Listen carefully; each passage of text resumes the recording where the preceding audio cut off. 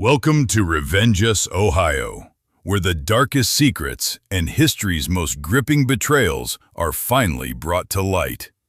Join us as we uncover the truth, reflect on human nature, and look beyond the surface.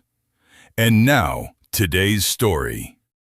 Colton Bird pulled me into the back of his materials lab and threw the deadbolt behind us. The heavy steel door settled into its frame with a sound that felt too final, like the door of a vault closing on something a man was never meant to see. I had known Colton for close to 40 years.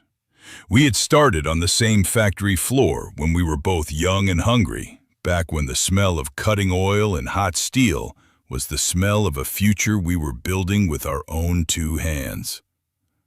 I had watched him bury his wife. He had stood beside me when I buried mine. I knew the lines of his face the way I knew the calluses on my own palms. And right now, Colton was gray. Sweat stood out along his hairline. His hands, the steadiest hands I had ever known. Hands that had measured steel down to the thousandth of an inch for 4 decades, were shaking so badly he could barely turn the monitor toward me. He would not look at me. He stared at the concrete floor and spoke in a voice I had never heard him use in all our years together. "Martin, I need you to listen, and I need you to not argue. Cancel every card in your wallet tonight. The minute you leave here, change the code on that safe in your room. And tomorrow morning, no matter what she says, no matter how she smiles at you, do not drink anything she hands you." I stood there in the low hum of his lab, surrounded by equipment I had helped him buy, the spectrometers and the load frames and the neat rows of steel coupons waiting to be broken. And I tried to make his words fit into a world that still made sense. They would not fit. My name is Martin McIntosh. I am 72 years old. For 50 years, I built one of the finest heavy-haul truck manufacturers in this country. Not the pickups you see in every driveway. I built the giants, the multi-axle rigs, and the specialized trailers that carry the loads nobody else will touch. Wind turbine blades, longer than a football field. Transformers the size of a small house. Bridge girders and mining shovels, and machinery so heavy it would crush an ordinary truck flat. When something too big to move has to cross this country, it crosses on steel that carries my name. I started at 17, welding frames in a rented garage with a leaking roof and a second-hand torch. I built it one weld at a time. I stared down union bosses who wanted to bleed me, and bankers who wanted to bury me. I outlasted 3 recessions that put stronger men out on the street. I am not a nervous man.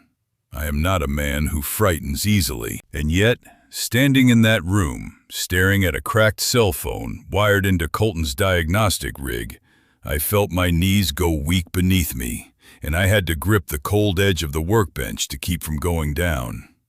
My cane slipped and clattered to the floor, and I let it lie there. For the first time in a long time, I was more afraid of what I could not see than of falling. For 3 weeks, I had been waking up inside a fog. My thoughts came slow and thick, like a loaded truck laboring up a grade in the wrong gear. I would pour my coffee and forget I had poured it.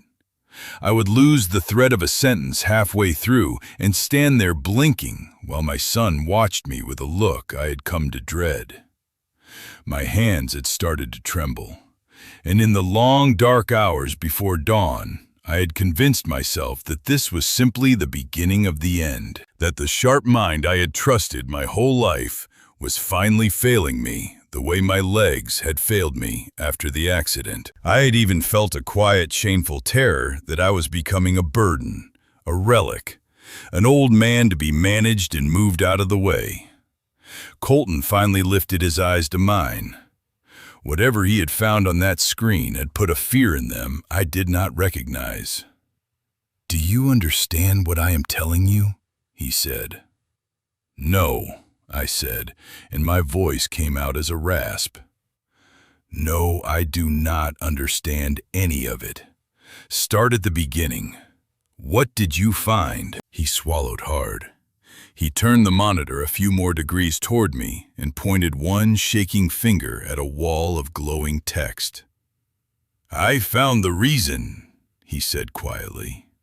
The reason for all of it, the fog, the shaking, everything you have been blaming on your age.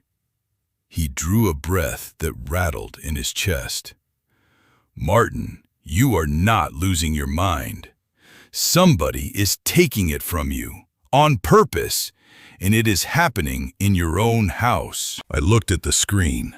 The letters swam for a moment before they sharpened into focus. And when they did, the floor of that little lab seemed to tilt beneath my feet. I am going to tell you everything. I am going to tell you how a man who once commanded a fleet of trucks and hundreds of workers ended up hiding in the back room of his oldest friend's lab, staring at a living nightmare, afraid to go home. But to understand how I got here, to understand the full weight of what was waiting on that screen, you have to come back with me. You have to go back just 2 hours to a perfectly ordinary Tuesday morning.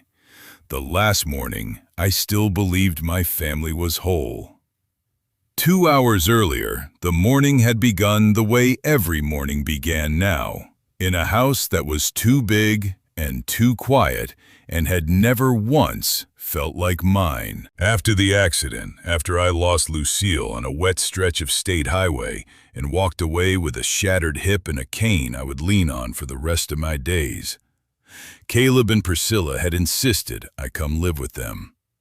They told me a man my age should not rattle around alone in an empty house. They told me I had earned the right to rest, to sit back and enjoy what I had spent 50 years building, surrounded by family. It had sounded like love. I had wanted so badly for it to be love. By then, I had already stepped back from running the company. I had given Caleb the title of chief engineer and turned the daily operations over to the board and to Priscilla, who had climbed her way into the chief operating officer's chair with a smile that could sell ice to a man in January. I had handed them almost everything. Almost. A man does not build something with his own 2 hands for 50 years and then let go of all of it in a single afternoon, no matter how tired his body has grown. But that morning, I was not thinking about the company. I was thinking about my wife. I sat at the kitchen island with a mug of black coffee going cold between my palms, and I looked at the windowsill above the sink, at the empty space where Lucille's little blue wren used to sit. She had bought that carved bird at a roadside stand on our honeymoon 45 years ago for less than the price of a cup of coffee. It had followed us through every house we ever owned. She used to set it on the sill so it could look out at the yard, and she would talk to it while she washed the dishes, the way some people talk to a cat. After she died, that little bird was one of the few things of hers I could still bear to look at. Now it was gone. The sill was bare. In its place stood one of Priscilla's scented candles in a sleek glass jar, the kind that cost more than the bird ever had and smelled like the inside of a department store. I told myself she had moved it while cleaning. I told myself a great many things that morning. Caleb came down a few minutes later, and the sight of him put a different kind of worry in my chest. My son had always been the strong one, broad through the shoulders, quick in the mind, a natural engineer who could look at a stress drawing and find the failure point before anyone else in the room. But the man who shuffled into that kitchen looked 10 years older than he had at Christmas. His skin had gone pale and waxy. He had lost weight he could not spare, and his cheekbones stood out sharp beneath his eyes. He moved slowly, carefully, like a man crossing the deck of a ship that would not stop pitching. He poured himself coffee he barely touched. He pressed the heels of both hands against his temples and shut his eyes. "You look tired, son," I said. Just work, Dad. He gave me a thin smile that did not come anywhere near his eyes. The new fleet contract, it is eating me alive. He kissed the top of Priscilla's head, told her he would be home late, and went out to the plant. I believed him. God help me, I believed every word. Priscilla was pacing the far end of the kitchen, and she had been on the phone since before I came downstairs. She is 35 years old, always dressed as though she is about to walk into a boardroom, always wearing that careful, rehearsed smile. But that morning, the smile was nowhere to be found. Her shoulders were drawn tight. She had turned her back to me and dropped her voice to a hard, frantic whisper. And whatever she was saying, she did not want me to catch a single word of it. I did not mean to startle her. I only stood to rinse my mug. I pushed back the counter stool and reached for my cane, and the rubber tip caught on the tile and knocked against the leg of the stool with a sharp crack that snapped across the kitchen. Priscilla spun around as though she had been struck. Her eyes went wide, and for one instant she looked less like my daughter-in-law and more like something cornered and dangerous. The sudden turn threw her off balance, and the phone slipped from her manicured fingers. It turned once in the air and came down hard against the edge of the stone countertop, then dropped to the floor with the splintering crack of breaking glass. She made a sound I will never forget. Not a gasp of irritation, a sound of pure animal panic. She dropped to her knees on the hard floor and scooped up the phone in both hands. The screen was a spiderweb of shattered glass, black and dead, unresponsive to every frantic press of her thumb. She clutched it against her chest and began to breathe too fast in shallow, ragged pulls, rocking slightly on her heels. "No," she whispered. "No, no, no, not this, not today." I came around the island as quickly as my hip would allow and told her it was only a phone, that we could have it replaced within the hour. But she looked up at me with wild, terrified eyes, and what she said next made no sense at all for a broken piece of glass. "You do not understand," she said. "Everything is on here. The vendor audit is today. If I lose what is on this phone, it is finished. All of it. It is finished." I did not stop to wonder in that moment why a broken phone should frighten a grown woman more than a house fire. I only saw someone in distress, and 50 years of being the man people turned to when things broke did the rest. I told her to breathe. I told her I would handle it. I told her I knew the best man in the state for this kind of trouble. Colton Bird had run quality control for me for the better part of 30 years before he retired and opened his own testing lab out past the rail yard. There was no failure he could not trace back to its source, no cracked weld or fatigued casting that could keep its secrets from him. Metal, plastic, silicon, it made no difference. If something had broken, Colton could tell you why, and half the time he could tell you who to blame. I told Priscilla he could pull the data off a dead phone in his sleep and have the display fixed by the weekend. She did not like it. Not at all. She held that shattered phone against her chest like a mother holding a sick child, and she looked at me with an expression I could not read. Part desperation and part something colder underneath. She asked me twice whether Colton could be trusted. She made me promise he would not go poking through her personal files, that he would only back up the raw data and repair the screen. I smiled and told her not to worry, that Colton was an old man like me, who cared about nothing but his machines and his coffee. In the end, she had no choice. The phone was dead. She could not so much as turn it on. She set it into my open palm, slowly, reluctantly, the way you hand over something you are afraid you will never see again. And she watched me all the way to the door. I drove out to Colton's lab with the phone resting in the cup holder, And somewhere along that drive, my mind began to wander to things I had spent the last few weeks telling myself did not matter. There had been the withdrawal. Even after stepping back, I had kept one eye on certain accounts, an old habit I could not break. And a few days earlier, I had noticed that a large sum had moved out of the joint operating account. A great deal of money gone in a single transfer, with no note and no explanation. I had told myself it was some routine matter I had simply forgotten, or a bank error that would sort itself out. That is what a man tells himself when he has started to doubt his own memory. And there had been the invoice. A week or so back, I had been sitting in the study while Caleb worked, and a stack of purchasing paperwork lay open on the desk. My eyes had drifted across it, the way they always did, reading the numbers out of pure habit. And I had seen a supplier I did not recognize, a parts vendor I had never once done business with in 50 years, selling us a large batch of structural components at a price that was simply too good to be true.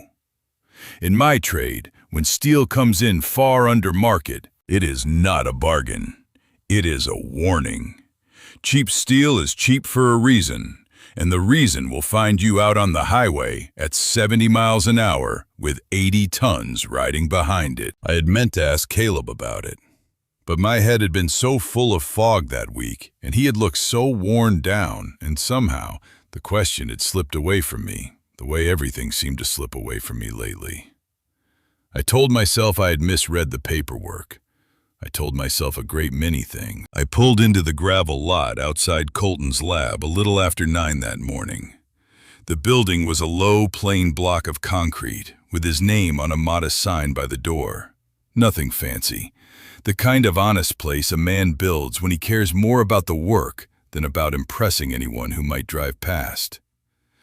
Colton met me at the door with a mug in his hand and grease under his nails, and clapped me on the shoulder the way he had for 40 years. I told him what I needed. Priscilla's phone data recovered, the display was dead, and could he keep it quiet and quick? He grunted, said it was no trouble at all, and led me back through the lab to his workbench. He sat down and wired the phone into a rig I did not recognize, a small gray box trailing cables and humming softly. He explained half to me and half to himself that the display was gone, but the memory was almost certainly intact, and that his software would slip past the lock and pull everything straight off the board. I nodded and pretended to follow. I dragged a stool over and sat watching lines of text scroll up his monitor faster than my eyes could track. For a few minutes, he was easy, even cheerful, muttering about how phones were built to fail these days, how nothing was made to last anymore, not the way the machines we used to build were made to last. He sipped his coffee. He tapped a few keys. Then the scrolling stopped. I watched his face change. It happened slowly, the way the color drains out of a man who has just understood that he is in trouble. His jaw tightened. He leaned closer to the screen, read something, then read it again, and set his coffee down without once looking at where he set it. The mug clicked hard against the bench. "Martin," he said, and his voice had gone strange and quiet. "Come here. You need to read this." I crossed the lab, pulled my reading glasses from my shirt pocket, and leaned in over Colton's shoulder. The screen showed a string of text messages recovered from a hidden application buried deep in the phone, the kind of thing a person installs when they do not want their words ever found. The other party was saved under a single letter, no name and no number, just an initial. The messages had come in late the night before, only hours before Priscilla dropped the phone on the kitchen floor. The white letters swam for a moment, then sharpened. I read them the way you read a diagnosis you have already begun to suspect and have been praying you are wrong about. The first was from the unknown contact. "We cannot keep waiting. The accounts are primed on my end. You have to get the power of attorney finalized this week before the old man talks to the board again." Then, Priscilla's reply, sent a little after midnight. I am trying. Caleb keeps dragging his feet on the final sign-off, and the old man has started asking questions. He saw the transfer. He noticed the new supplier. He has been at the safe in his room twice this week. The next message stopped the blood cold and still in my veins. Then you know what has to happen. Put more in their morning glasses tonight. Keep Caleb signing whatever you set in front of him, and keep the old man too clouded to add any of it up. If he asks about the money again, add more. He needs to look like a man who cannot be trusted with a checkbook, let alone a company. And then the last one from her. The fleet ships Friday. Once Caleb signs the final release, we are clear and gone. Put more in their morning glasses. Keep the old man too clouded to add it up. Add more. I read those words until they burned themselves into the back of my eyes. The fog I had been fighting for 3 weeks, the tremor that had crept into my hands. The mornings I could not account for the sentences that came apart in my mouth. My son shuffling through the house like a man already halfway into the ground, unable to hold a single thought together after breakfast. It was not age. It was not the beginning of the end. It was not grief or a failing heart, or the slow and natural fading I had been so ashamed of. It was poison, poured into a glass by the woman I had welcomed into my family, handed to me every single morning with a warm and practiced smile. And she was not only doing it to me, she was doing it to my son, to Caleb. She was keeping him drugged and pliable so that he would sign whatever she slid across his desk, and she was keeping me drugged and confused so that when she finally moved to take everything, there would be no old man left with a clear enough mind to stand in her way. The power of attorney, the safe, the accounts. She was building the machinery to erase me while I sat in that house sipping her poison and blaming my own failing memory for all of it. I have sat across boardroom tables for men who would have watched my company burn for a quarter point of profit. I learned a long time ago how to hold my face still while my whole world came apart behind it. That is exactly what I did in Colton's lab. I felt the rage rise in me like a furnace door swinging open, and I shut it. I locked it down. I made myself breathe slow and even, because if I let her see it, if I so much as let her suspect that I had read a single word of this, I did not know what she would do. To me, to Caleb, who could no longer lift his head from the breakfast table. A woman who would poison 2 men in their own home would not hesitate to make an old man's death look like a heart that finally gave out, or a son's death look like a tired man who drove off the road. I straightened. I took off my glasses and folded them with hands I forced to be still. Colton, I said, copy every word of this, all of it. Put it somewhere no one will ever find but us. I looked at the dead phone wired into his rig. Then recover her data, fix the screen, and make certain that when she gets this phone back, there is not one trace that either of us ever saw what was on it. She has to keep believing I am exactly the harmless, forgetful old fool she thinks I am. He stared at me. Martin, we should go to the police, right now, tonight. No. And I heard my own voice drop into something I had not used in years. The voice I once carried across those tables. The one that ended arguments before they began. Not yet. If we move too fast, she vanishes, and she takes my son down with her. I need proof. All of it. Enough to bury her so deep she never climbs back out. That was when Colton turned to me and told me the rest. To cancel my cards that night, to change the code on the safe the moment I got home, and whatever I did, not to drink anything she handed me in the morning. I looked at that shattered screen one last time. The hunt was on. The drive back from Colton's lab was the longest 20 minutes of my life. I had spent 50 years learning how to walk into a room where every person wanted something from me and give away nothing.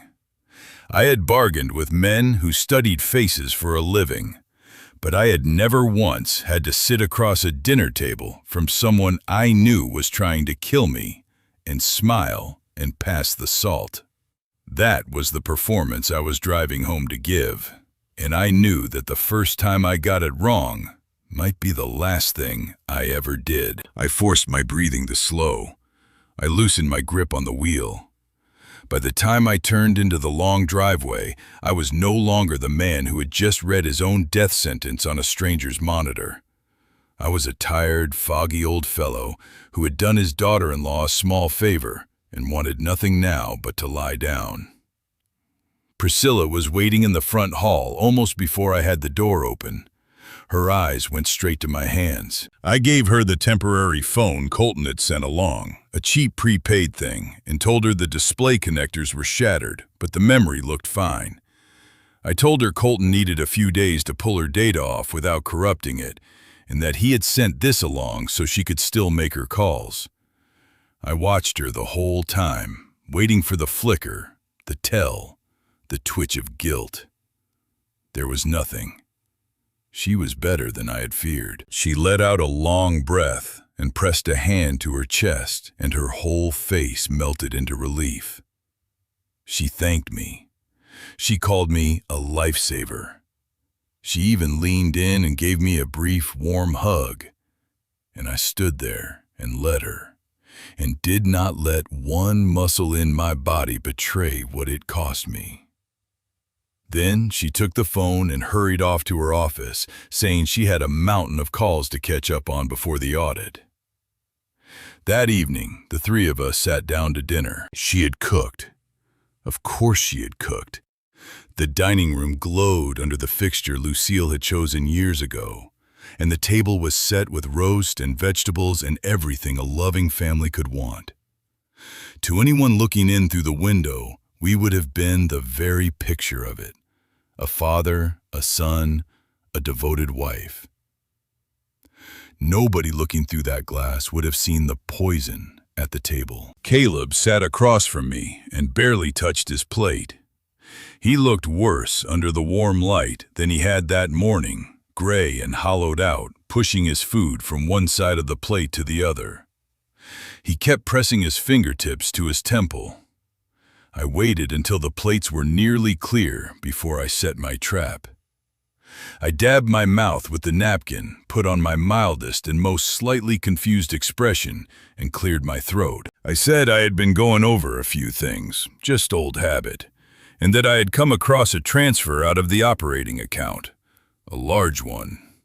I kept my voice light, almost apologetic, and I looked right at my son and asked whether he happened to know anything about it. The air in the room seemed to stop moving. I watched Priscilla out of the corner of my eye. A guilty person flinches. They drop the fork or find the water glass suddenly fascinating, or their eyes cut to the door. Priscilla did none of it. She took a slow sip of her wine, set the glass down with perfect care, and turned to look at her husband with an expression of gentle, supportive concern. And Caleb sighed. It was a long, tired, put-upon sigh. The kind you give a child who has asked the same question 3 times in an afternoon. "Dad, we talked about this last week," he said, and his words came slow, blurred a little at the edges. "That is the deposit for the new fleet contract. The supplier wanted the capital up front to hold the parts order before the deadline. You signed off on it yourself. We sat right here at this table and went through it together." I had no memory of any such conversation. None at all. I had built my whole life in this trade.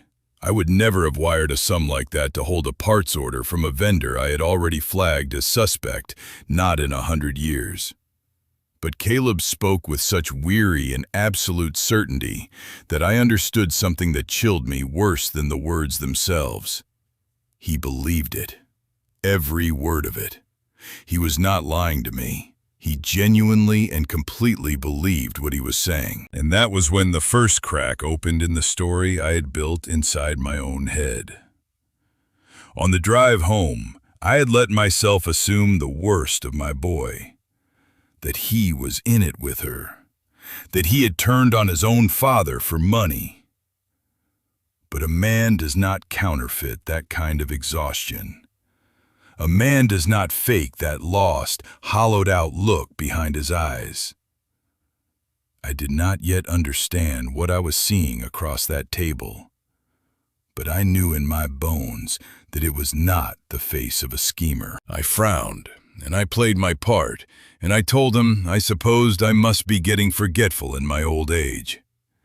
Caleb's face went soft with a pity that broke my heart clean in two. "It is not just age, Dad," he said quietly. "Dr. Mayo warned us this would happen. He said your memory might slip for a while after they adjusted your medication. We just have to be patient with it." I kept my face perfectly still. I had not seen a doctor in months. There was no medication that anyone had adjusted, and I had never once in my life heard the name Dr. Mayo. I did not sleep that night. I lay in the dark with those words circling in my head. Dr. Mayo, medication adjustment. And somewhere past midnight, I gave up on rest and went down for a glass of water. The house was silent and black, but a thin line of light leaked out from under the door of the home office. I moved toward it as quietly as my hip would let me and looked through the gap where the door stood ajar. Caleb was at his desk. He sat in the cold blue glow of his monitors, and what I saw there finished breaking my heart and lit something colder in its place. My son. My brilliant, driven son, who could run numbers in his head faster than most men could run them on a machine, looked like a corpse that had been propped upright. His skin was gray. His cheekbones stood out sharp. He would type a few keystrokes, then stop and press both hands to his temples as though his skull were splitting. Then simply stare at the wall for minutes at a stretch, his eyes empty, seeing nothing at all. This was not a man plotting against his father. This was a prisoner. She was hollowing him out, one glass at a time, so she could use his hand and his signature and his good name without a whisper of protest from him. I stood in that dark hallway and let the last of my grief burn down into something hard and patient and cold. Then I went back up to my room and I began to plan. When morning came, I dressed slowly and carefully, and I slipped a slim steel thermos into the inside pocket of my jacket before I went down. Priscilla was already at the island, humming, working the blender. Fresh greens, protein powder, a scoop of something dark. For 2 years, I had watched her make that same morning drink and thought it a small act of love. A wife making sure her family started the day right. Now I sat at the counter and watched her hands, the way a hawk watches a field. She poured the thick green mixture into 3 glasses. Then she turned her back for a few seconds to reach into the pantry, and when she came back, she slid one particular glass toward Caleb's empty chair and set another down in front of me. She picked up the third for herself and took a long, easy swallow. "Good morning, Martin," she said brightly. "Drink up. Extra greens this morning for your energy." I smiled and thanked her, and the moment she turned to check the stove, I lifted my glass and poured every drop of it into the thermos inside my jacket, leaving only a thin green film at the bottom. I set the glass down and wiped my mouth with a napkin just as Caleb shuffled in. He dropped onto the stool beside me, mumbled a good morning, and reached without looking for the glass she had set at his place. He drank it down in slow, tired pulls, desperate for anything that might carry him through his day. I sat there in silence and watched what her poison did to my son. It did not take long. Within 20 minutes, the change came over him. The tension went out of his shoulders and left behind a loose, wrong sort of slackness, like a puppet whose strings had been cut. His eyelids drooped. When he tried to say something about a meeting, the words came out thick and dragging, running one into the next. That sharp, quick mind I had been so proud of his whole life went flat and dull and obedient right in front of me. And then Priscilla drifted over, laid a manicured hand on his shoulder, and slid a folder across the counter. "Just need your signature on these, honey," she murmured, in a voice as smooth and soft as syrup. "Routine paperwork for the supplier. They need it filed this morning." Caleb did not read a single line. He did not ask one question. He picked up the pen she put in his hand and signed his name at the bottom, and I watched the blue ink trail across the page and understood that I had just seen a piece of my family's future signed away by a man who was not truly in the room. I excused myself, saying my stomach was unsettled, and made my way up the stairs. I locked the door behind me and went to the walk-in closet. Under a heavy rug sat my floor safe, a good one, keypad and fingerprint, both a habit from a lifetime of guarding what mattered. Inside it were the things that could not be replaced. My original will, the deeds, my medical records, the certificates from the sale of half my life's work. I knelt down, pulled back the rug, and keyed in the 6 numbers I had used for 10 years. The date I married Lucille. The safe gave a hard, flat beep. A red light blinked. I told myself my fingers had slipped. I keyed it in again, slow and deliberate, pressing each number. Beep. Red. A cold dread settled over me. I pressed my thumb to the reader, certain the keypad had simply failed. The light glowed green for half a second, then flashed red. Access denied. My print had been wiped from the system. The date of my own wedding no longer opened my own safe. Somewhere in this house, while I slept in my drugged and dreamless nights, she had knelt where I was kneeling now and quietly erased me. The will was in there. The deeds were in there, and I could not so much as touch them. She had locked me out of my own life. I did not let myself panic. Panic is a luxury, and I could not afford it. I sat on the edge of my bed and took the prepaid phone from my jacket, and I dialed a number I had known for 15 years, the private line of the man who had managed my money since before Caleb finished college. We had played golf together. He had come to Lucille's funeral. I expected him to be surprised to hear from me on a strange number, maybe even worried. Instead, his voice came down the line, warm and easy and untroubled. "Good morning, Martin. Wonderful to hear from you. I hope you are resting well at home." I skipped the small talk and asked him plainly to confirm the status of my accounts and why I had not received a single statement in the mail in weeks. There was a short pause and the soft click of a keyboard. "Well, now we processed the change of address you sent over last month," he said, as if reminding me of something I already knew. "Per your notarized request, all of your statements and legal notices and tax documents are being routed to the post office box your daughter-in-law set up. She explained she was handling your paperwork now, so you could focus on your health. And we have the power of attorney documents on file as well. Is there something in particular you would like me to look into?" I felt the floor tilt under me for the second time in 2 days. A change of address I never made. A notarized request I never signed. A power of attorney I had never granted a living soul.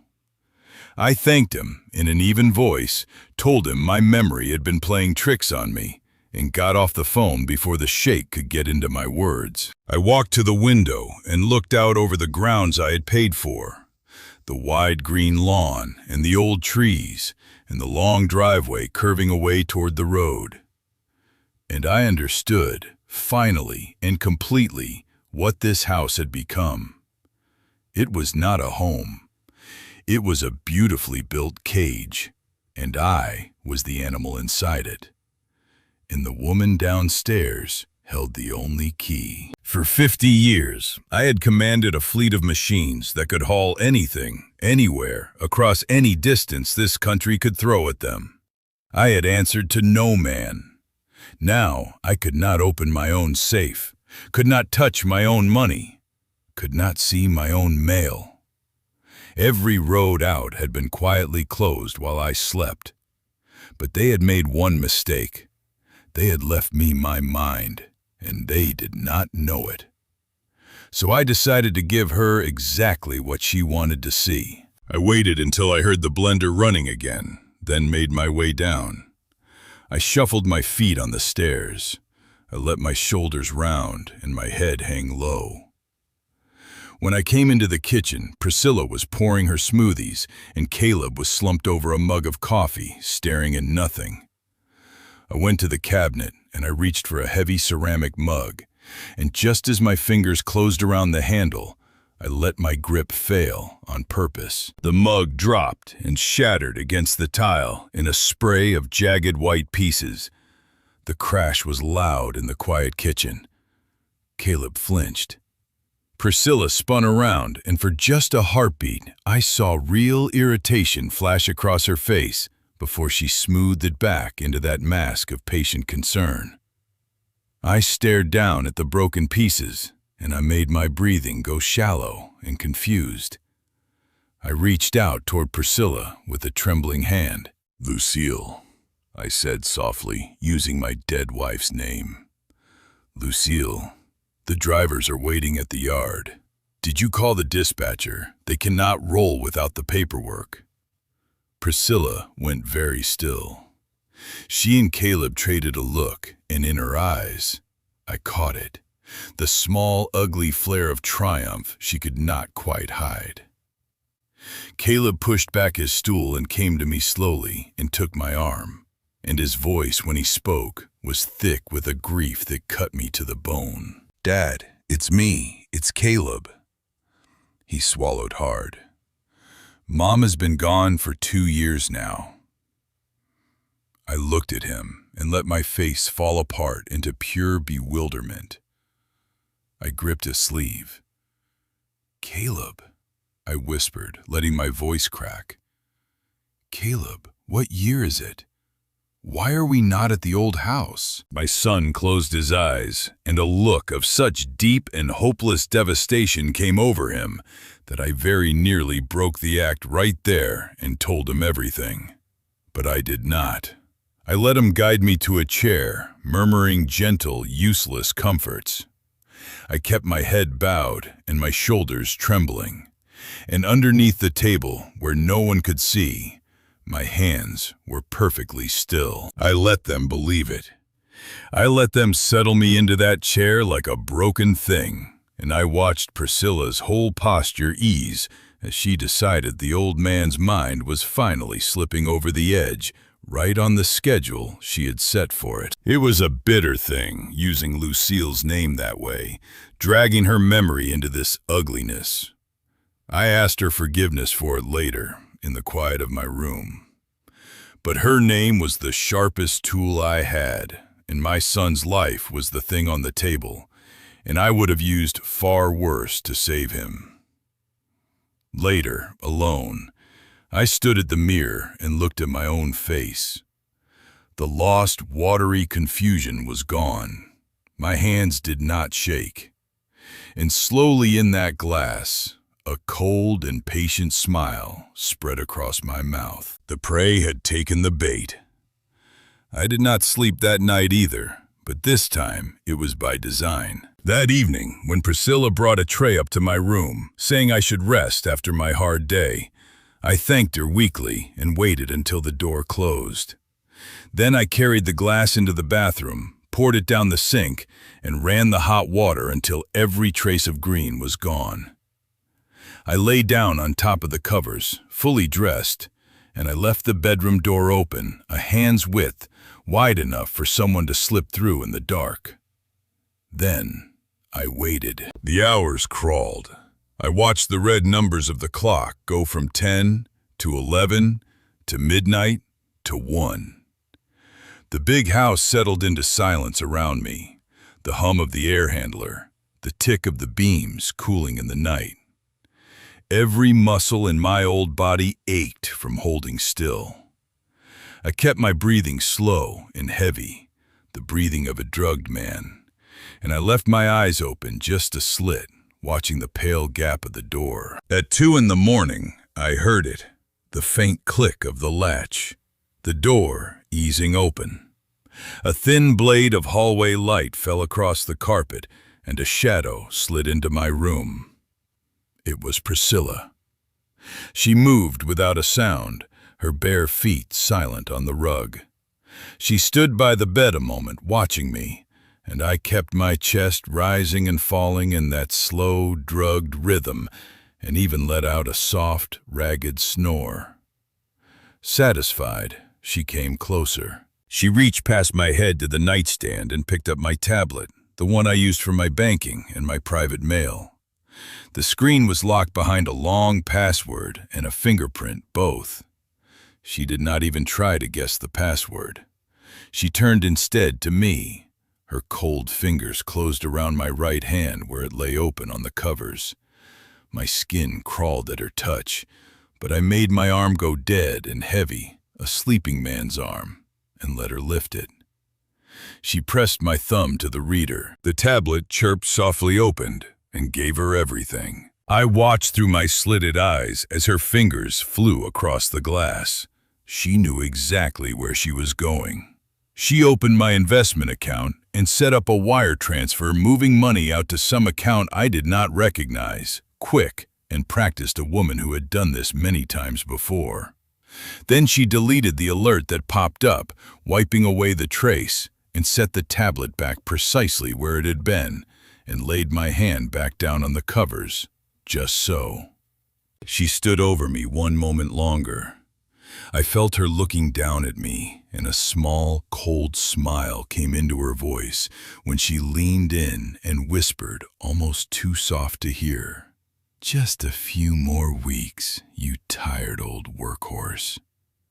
Then she was gone, the door clicking shut behind her, and I lay alone in the dark, with her perfume still hanging in the air, and a rage in my chest so large I had to grip the blanket to keep from getting up and following her down the hall. Every part of me wanted to. 50 years of instinct screamed at me to rise up, to grab her by the arm, to demand every dollar and every answer. But I had learned long ago that a man who acts on rage alone loses the war before it starts. If I moved now, she would weep and play the frightened wife. She would wipe her records clean and pour out her poison and vanish, and she would take my son down with her. So I lay still. I let her think she had won. Rage without patience is just noise. And I intended to be far more than noise. She thought she was robbing a broken old man. She had no idea she had just handed me the last thing I needed to see with my own eyes. The next afternoon, I made my move. Priscilla had grown careless enough by then to leave me alone for stretches, confident the senile old fool would only wander and mutter to himself. When she stepped out to deal with the pool crew, I took my car keys down from the hook by the door, and I drove slow and careful out past the edge of town to a building most people had long since forgotten. It was an old warehouse on the far corner of the original factory grounds, a low brick structure the company had not used in years, half swallowed now by weeds and rust. There was only one key left to that door, and I had never handed it over, not to the board, not to Priscilla, not to a living soul. There was a reason I had held on to almost everything, even while I told the world I had let it all go. There was a reason I still carried this one worn key on my ring, smooth from years of riding, in my pocket. I had learned something in 50 years of building things that carry impossible weight. You never trust the load to a single point of failure. You always build in a second line, a backup, a margin that holds when everything else lets go. I had built my whole life on that principle, and a long time before any of this began, in the first cold hours when something in my gut had started to whisper that all was not right in that house, I had quietly started to build one more margin, one last backup for the heaviest load I would ever have to carry. I parked in the tall grass, walked to the heavy steel door, and slid the key into the lock. What I did inside that old warehouse, I will hold back a little longer. When the time comes, you will understand it, and you will understand all of it.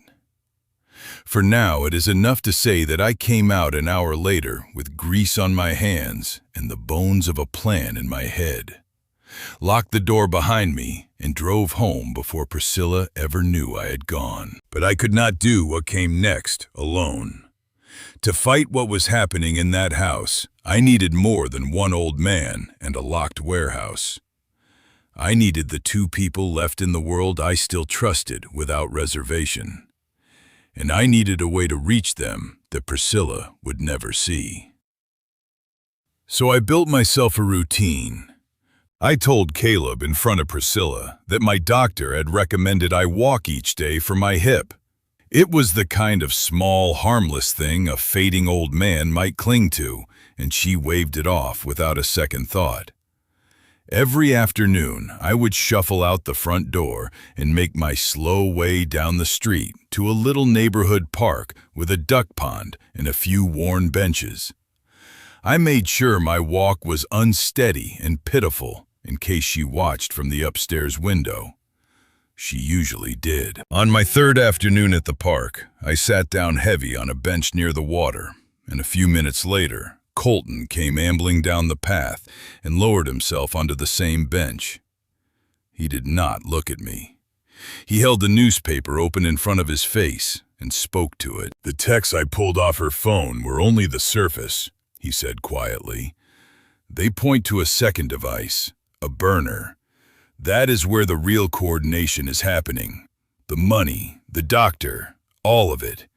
If we want the whole picture, something a court will believe, we need what is on that phone."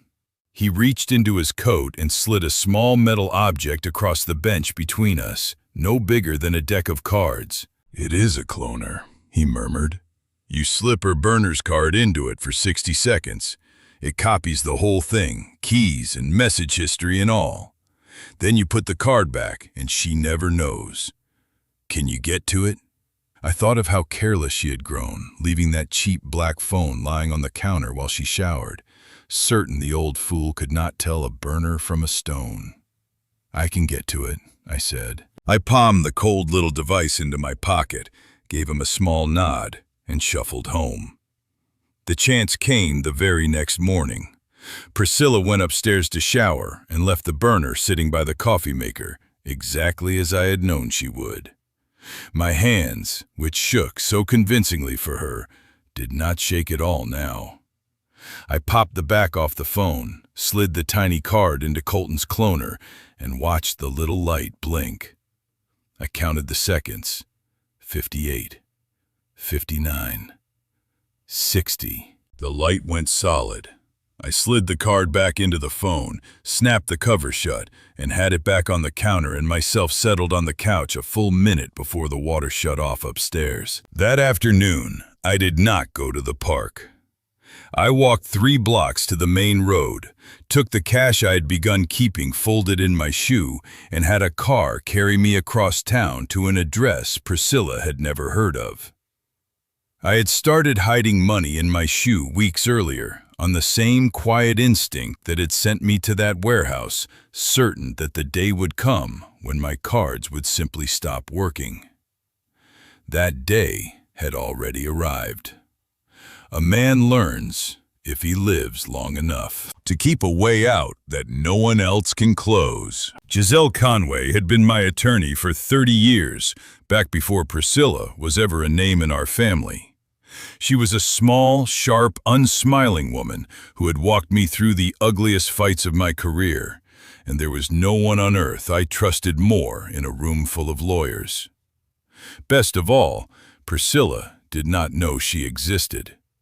The two of them had never once crossed paths, and that made Giselle the one weapon in my arsenal my daughter-in-law could not see coming. Colton was already there when I arrived, in a quiet conference room with the blinds drawn.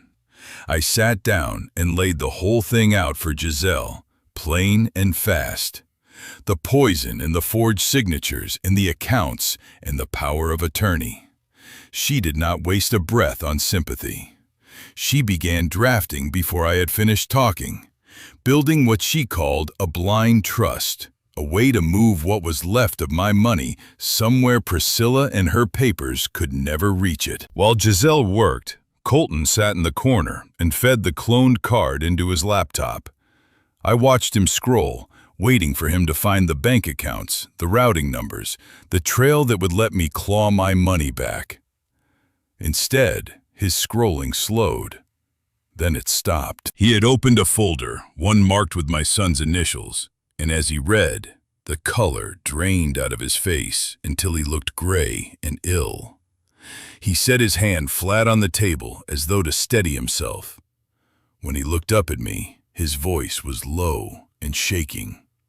"Martin," he said, "she is not just stealing your money. You need to see what she is doing to Caleb." I came around the table and leaned in over Colton's shoulder, and I made myself read. The folder held a long string of messages between Priscilla and someone Colton had already flagged, an unlicensed pharmacist working out of the back of a shop across the southern border. A man who sold the kind of thing no honest druggist would touch. But they were not talking about money. They were talking about my son, as though he were a specimen in a jar. She wrote to him about Caleb the way a technician writes up a failing machine. She described the tremor in his hands, the weight falling off him, the hours he could stay upright before he went under.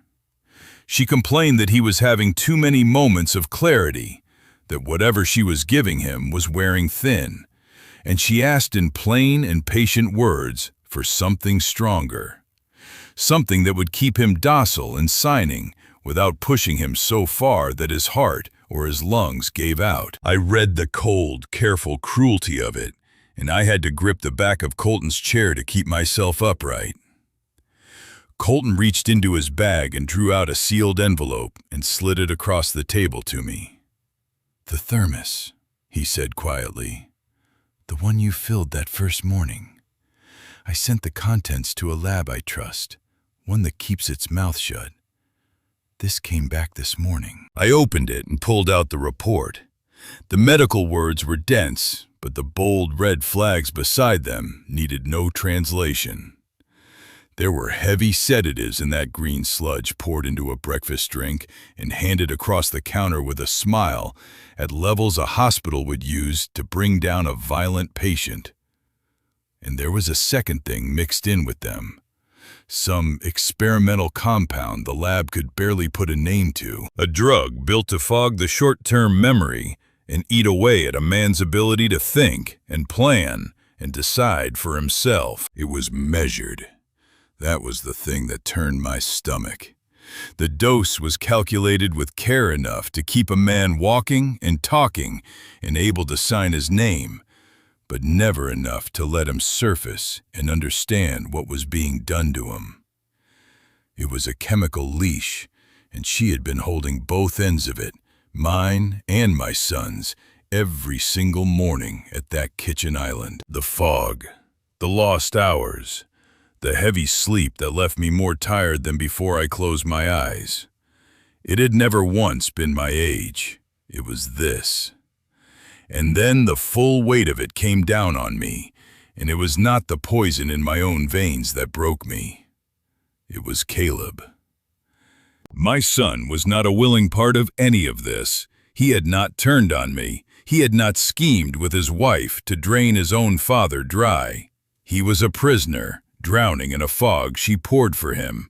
His hand guided across page after page, while his mind was somewhere far away and dark. Every doubt I had let myself feel about him, every hard thought on that drive home, every moment I had looked across the dinner table and wondered if my own boy had betrayed me. All of it had been a lie she built on purpose.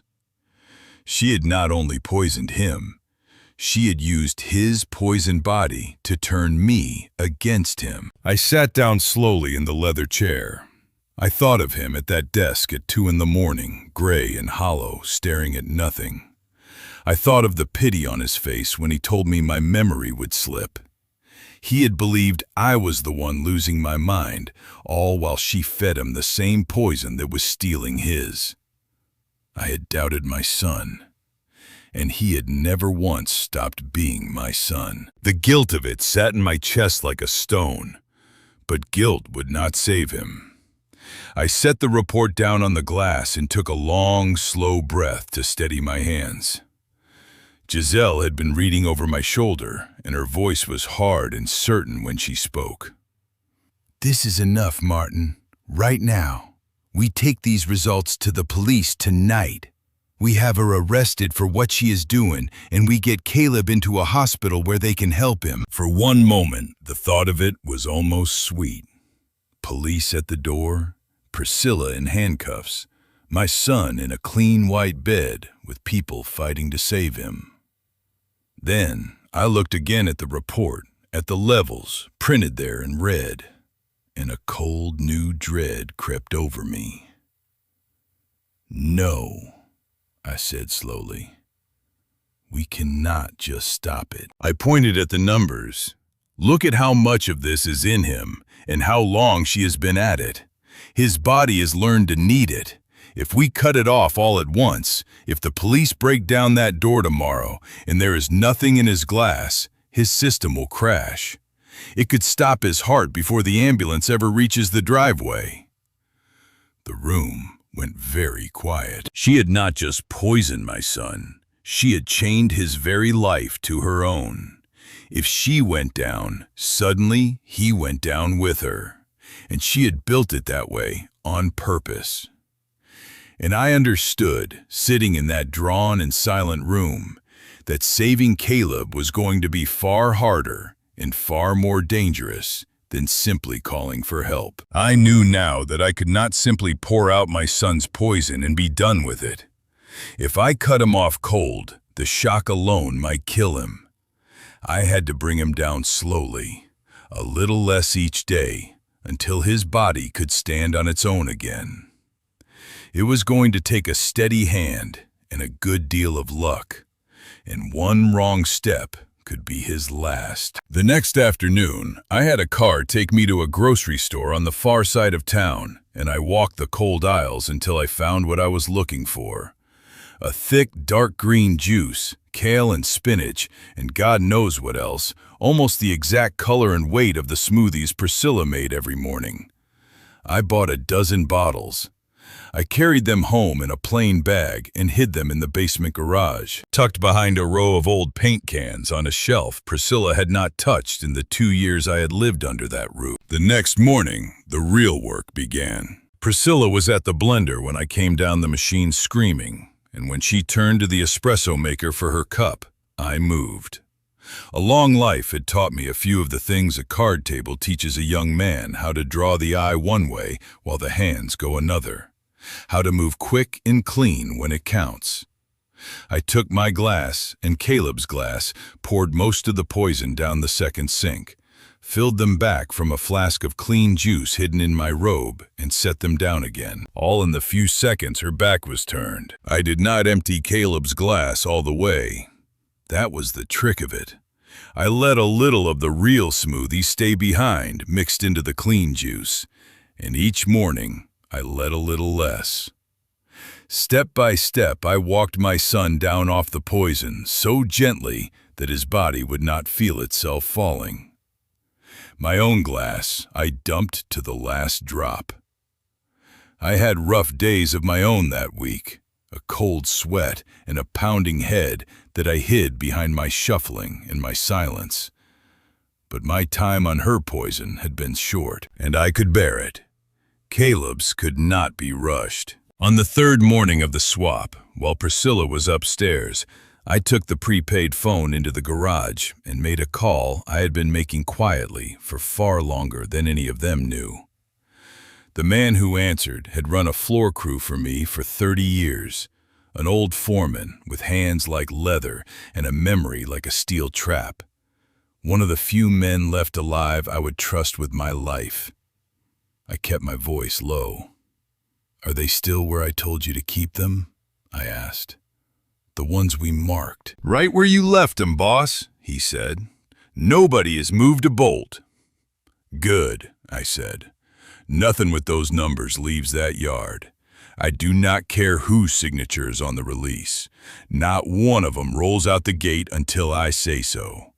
Just hold the line a little longer. We are almost there." I hung up and stood a moment in the dim garage among the paint cans and the hidden juice and let myself feel for just one breath the smallest flicker of something like hope. Then I put my mask back on and went upstairs. By the fourth day, the taper began to show on my son, and it showed the way I had feared it might. We were sitting in the living room after breakfast when Caleb bent forward on the sofa and put his face in his hands. A sheen of cold sweat stood out on his forehead. He was shivering a little in the warm morning light coming through the windows. He pressed his fingers hard against his temples and let out a low, ragged sound and said that his head was splitting, that it felt like something was being driven in behind his eyes. His hands shook as he tried to steady his breathing. This was the poison letting go of him, the hooks pulling loose, and it hurt. I had known it would. I sat there and made myself watch my boy suffer, because the suffering meant he was coming back to me. It was one of the hardest things I have ever done, sitting still on that sofa while my son shook and sweated an arm's length away, my hands folded in my lap, saying nothing, doing nothing. When every part of a father in me screamed to gather him up the way I had when he was small and frightened. But if I comforted him, if I so much as reached for him, Priscilla would see a father who understood too much. So I let him hurt, and I hated her a little more with every tremor that ran through him. And that was the moment Priscilla came clicking into the room on her sharp heels, carrying a small silver tray. On it sat a tall glass of water and a little dish, and in the dish were several white pills. "Oh, sweetheart," she cooed, her voice dripping with false and syrupy concern. "your stress is just running you into the ground with all this restructuring. You need to take these. Dr. Mayo prescribed them for exactly this, to settle those headaches right down. They will make you feel so much better, I promise you." I looked at those pills sitting in that little dish, and I knew exactly what they were. If Caleb swallowed them, every careful morning of work I had done would be undone in a matter of minutes, and he would sink right back into the fog she had spent months building around him. I could not let that glass of water reach his hand. I did not think. I acted, and I used the only weapon I had. As Priscilla leaned over the sofa to press the dish into my son's shaking hands, I let out a strangled cry and heaved myself up out of my chair. I drove my knee into the edge of the heavy coffee table hard enough to send a lamp rocking, and I stumbled forward with my arms flailing and threw myself between her and Caleb. "Lucille!" I shouted, my voice cracking with a panic that was not entirely counterfeit. "Lucille, where's the yellow file? The drivers are waiting at the yard. They cannot roll without it. The rain is coming and the load is not tied down." I grabbed Priscilla by both forearms and clung to her, pulling her back off balance, away from the sofa. The silver tray tipped in her hands, the glass of water went over and splashed cold down the front of her blouse, and the little dish slid off and struck the floor, scattering the white pills across the rug. She let out a short, furious hiss. "Martin, stop it!" Her mask cracked clean down the middle, and for just a moment the thing underneath looked out at me, cold and vicious and full of hate.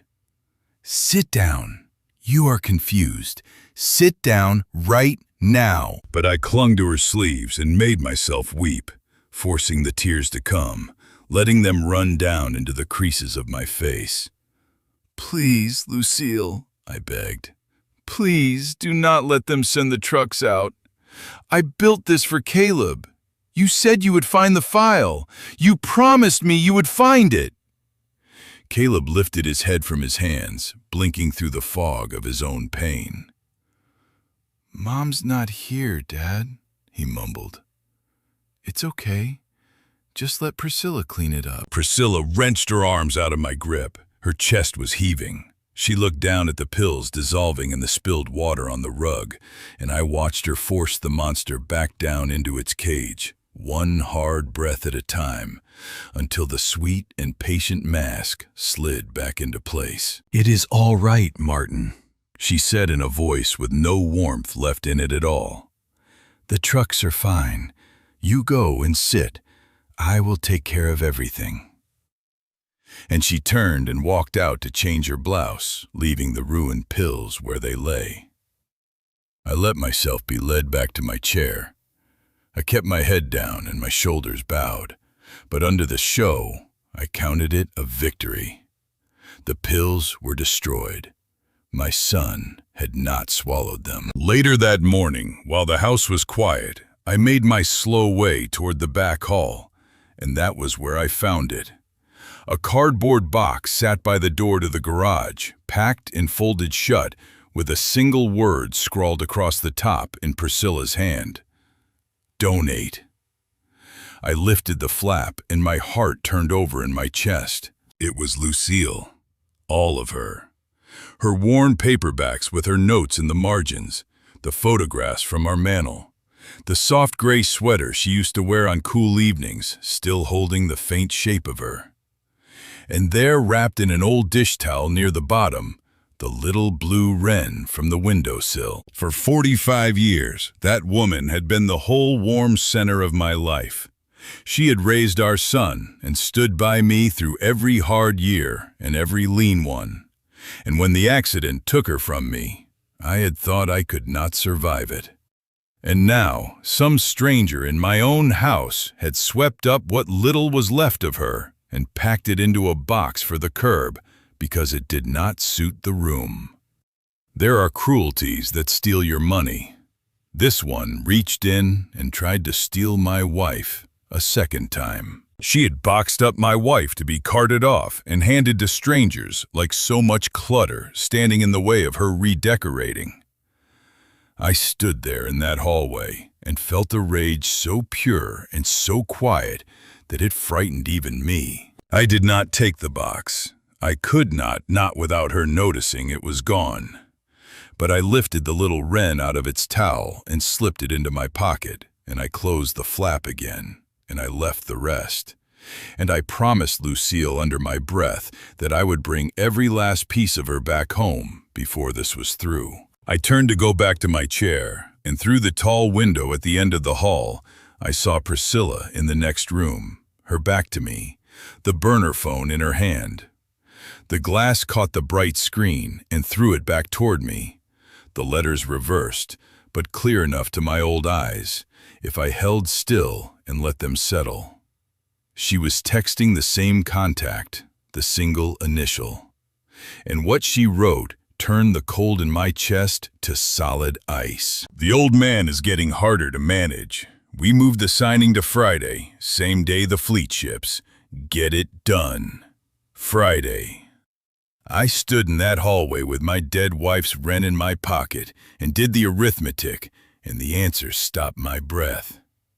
On Friday, she would ship a fleet of trucks I already feared, and on that same day, she meant to sit us down in front of her lawyer and make us sign away everything that was left.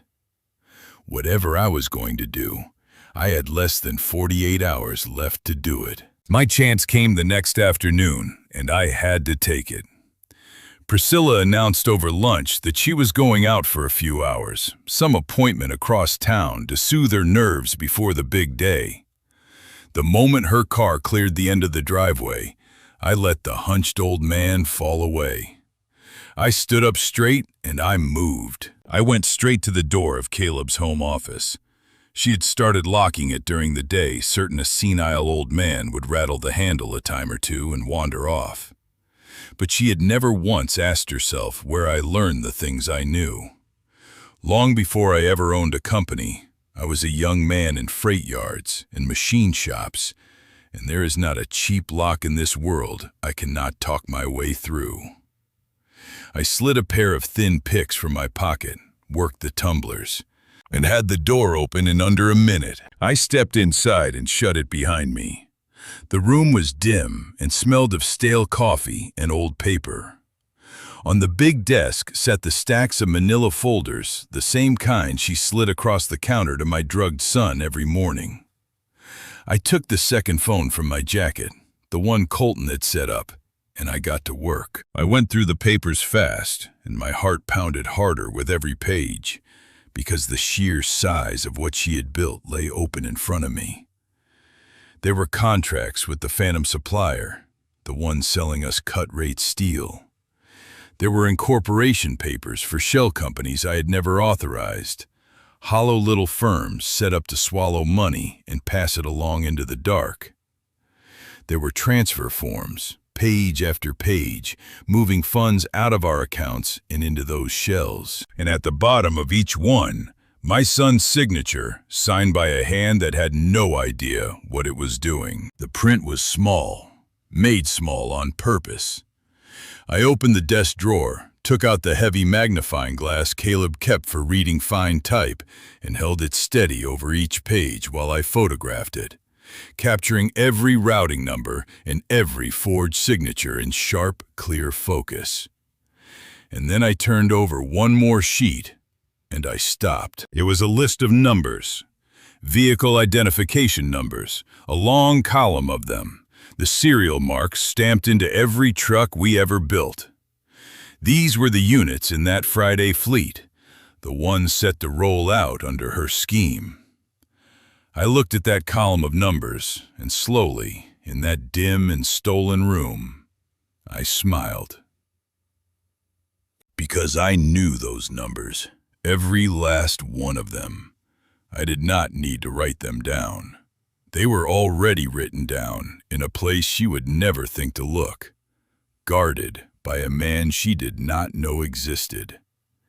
She thought that list was hers, her secret weapon, the trucks that would carry her clean away. She had no idea it was the noose she had just handed me, and that I had begun tying it long before she ever slid the first poison glass across my counter. I was photographing the final page when the silence of the house shattered. The front door slammed hard, and heavy footsteps came clicking fast across the floor, straight toward the office. My blood went cold. She was back. 2 hours early and coming right at me. And there was no time to gather the scattered papers and no other way out of that room. I shoved the phone deep into my jacket just as the handle turned. The door swung open and Priscilla stopped dead in the doorway. Her eyes dropped to the bank statements in my hands, then to the magnifying glass on the desk, and I watched the truth arrive on her face. She was looking at a man who had been digging through her secrets. If I gave her one clear second to think it through, she would burn every page in that room and have me hauled out of the house by nightfall. So I did not give it to her. I let the papers slip from my fingers and flutter to the floor. I let my jaw go slack and my eyes go wide and wild, and I stared straight through her at the empty hall beyond her shoulder. "Lucille," I cried, my voice climbing into a thin and frightened wail. "Lucille, where is the bus schedule? I am going to miss the morning shift. The men are waiting for me at the loading dock, and I cannot find my pass. I cannot find it anywhere." I patted at my empty pockets, turning in a small, confused circle, and let my knees buckle so that I had to catch myself on the edge of the desk. I began to weep, loud and helpless. I watched the suspicion drain out of her face and curdle into pure disgust. Her lip curled. She stepped in, snatched the papers off the floor, shoved them back into the drawer, and took hold of my arm in a hard, bruising grip. "Go back to your room, you crazy old fool," she spat, shoving me toward the hall. "There are no trucks. There is no shift. Go and watch your television." She slammed the door behind me. I kept my shoulders bowed and my feet shuffling all the way down the hall. But the moment I turned the corner out of her sight, the tears dried on my face and my hands went perfectly still. I had it all, every page. It was writing in my pocket, and she never knew a thing. The moment I was back in my room with the door locked behind me, I went to work. I connected the second phone to the encrypted line Colton had set up, the one that ran through servers far from this house. And I uploaded every photograph I had taken. The forged transfer forms, the shell company papers, the phantom supplier contracts, the long column of vehicle numbers. I sent it all to Giselle. And Colton watched the little bar crawl to the end. And then I deleted every image off the phone and wiped the traces the way Colton had taught me. If Priscilla searched me now, she would find nothing at all. Then there was nothing to do but wait. I lay on top of the covers in the dark, the little blue wren on the nightstand where I could see it, and I ran the whole thing over in my mind. I had come so close to being caught in that office. If my act had cracked for even a second, my son and I would both be at her mercy right now. I closed my eyes and made myself breathe slow. The phone buzzed against the nightstand a little after midnight. It was Giselle, and the moment I heard her voice, I knew something had shifted. It had lost its steady courtroom calm. "Martin," she said, "I have the file back from my investigator. I need you to sit down and listen, because this is much bigger than a greedy woman trying to hurry along an inheritance." I told her I was listening. She took a breath, and she began. Her investigator had gone deep past the polished surface Priscilla showed the world, past the tasteful clothes and the corporate title and the careful smile. He had pulled records that were never meant to be pulled, and the woman living in my house, sleeping just down the hall from me, was very nearly an invention. The name she used was not the one she was born with. The degree that hung framed in her office was from a school that had no record of her. The glowing references that had helped her climb into the chief operating officer's chair traced back to phone numbers that rang in empty offices. Piece by piece, Giselle said the investigator had watched the whole woman come apart in his hands until there was almost nothing real left underneath, but a long, careful record of doing this exact thing to other families in other towns. The supplier companies, she said, were ghosts, hollow shells with no yards, no workers, no machines, no parts. They existed only on paper, set up to send invoices to our company for goods that were never delivered, or delivered cheap and billed as premium. Priscilla had been running our money out through those shells and off into the dark for the better part of a year, washing it clean and moving it somewhere no ordinary accountant would ever follow. But it was the man on the other end of those messages, the single initial, that made my blood run cold. "His name is Baylor Espinoza," Giselle said, "and he is not a legitimate anything. 7 years ago, he was a certified vehicle safety inspector until they stripped his license and shut him down. He was caught falsifying inspection records, signing off on rigs that never should have passed across 3 different states. He is a fraud who lost the right to do the one thing he was trained for, and now he rents that authority out to whoever will pay for it. I gripped the phone hard. And Martin, she went on, quieter now. He is not just her partner in this. My investigator pulled travel records and hotel receipts, years of them. Baylor Espinoza has been her lover for the better part of 10 years, long before she ever crossed paths with your son at that fundraiser. They are not a wife and a contact. They are a pair. They find wealthy men, work their way into the family, cut the man off from everyone who might protect him, and bleed him dry. Your son was never a husband to her. He was a mark. I lay there in the dark and let it wash over me, the whole sick shape of it. The poison, the forged papers, the shells, the isolated house. It had never been the desperate act of a woman in over her head. It had been a job, cold and practiced, run by two people who had done it before and fully meant to do it again. Somewhere out there were other old men in other quiet houses who had signed where they were told to sign and never lived to understand why. I thought of them. And I thought of my son with a pen in his drugged hand. And something in me went very still and very cold. I told Giselle we had to move fast, that we had enough now to freeze the accounts and get Caleb out of that house before Friday. I told her we could finally put both of them behind bars where they belonged. There was a long pause on the line. It stretched so long that I thought the connection had dropped.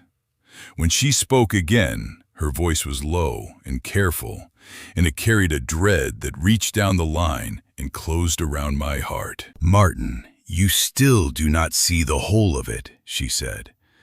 "It is worse than the money. It is worse than the trucks." She paused. "They are not just robbing you. They are setting it up so that when it all comes apart, the man who goes to prison for every last piece of it is Caleb." I did not sleep at all that night. At first light, I told the house I was going for my walk, and instead I took a car across town to Giselle's office, moving as fast as my hip would carry me. Colton was already there, hunched over his laptop at the long table, and Giselle stood behind him with her arms crossed and her mouth set in a hard line. On the big screen on the wall was a map, not of roads, of money. "Sit down, Martin," Giselle said. "Colton traced the rest of it overnight. You need to see how the trap is built."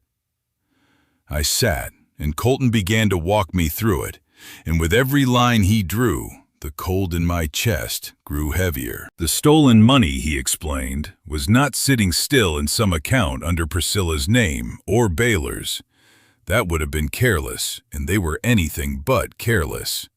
Instead, the money ran out through the shell suppliers, off into the dark, to be washed clean, and then it came back. It flowed back home into accounts that belonged to my son, into Caleb's personal investment portfolio.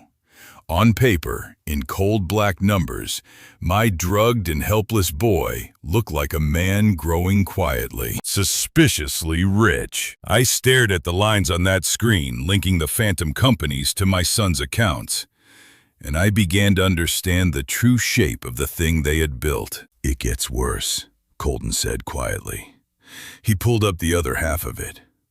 Every fraudulent transfer carried Caleb's signature. Every shell contract had been approved under his executive authority. And the defective trucks, the ones with the cut-rate steel in their frames, every last one of them had gone out under Caleb's engineering sign-off. The stamp that says a chief engineer has reviewed the design and certified it safe to carry its load. "And Baylor?" I asked. "Baylor supplies the outside inspection," Giselle said. "His forged safety certificates make the whole fleet look clean to any regulator who bothers to check. Between your son's sign-off on the inside and Baylor's certificate on the outside, Those trucks are papered up to look perfectly legitimate, right up until one of them fails." She leaned forward and she laid it out for me plainly, the way she used to lay out a hostile takeover. "Think it through, Martin. Say one of those rigs loses a frame on the interstate 6 months from now, under 80 tons of steel. People die. The investigators come, and what do they find? A fleet signed off by Caleb McIntosh, chief engineer. A pile of unexplained money sitting in Caleb McIntosh's personal accounts. Shell companies authorized by Caleb McIntosh's own hand. Priscilla's name is nowhere on any of it. Baylor is a ghost who does not officially exist. Every single road leads straight to your son." "He would sound confused on a witness stand," I said slowly. "Unfit. Unreliable." "Because they made him that way," she said. "A jury looks at the money, the signatures, and the bodies on the highway, and they see one man sitting at the center of all of it. Your son takes the fall for the entire enterprise. 20 years at the very least, likely more." The room went silent. And it was not only my son I thought of in that silence. It was the drivers. Somewhere out there were men who would climb into those rigs and trust the steel under them with their lives. Men with families waiting supper for them, and they would haul 80 tons down a mountain grade, never knowing that the frame beneath the load had been built cheap and certified with a lie.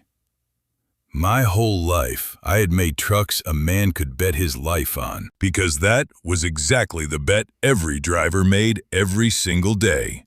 And now my own name on my own machines was being turned into a death sentence for strangers who had never done a thing to deserve it. And then, sitting in that quiet office, the full shape of her plan finally came clear to me.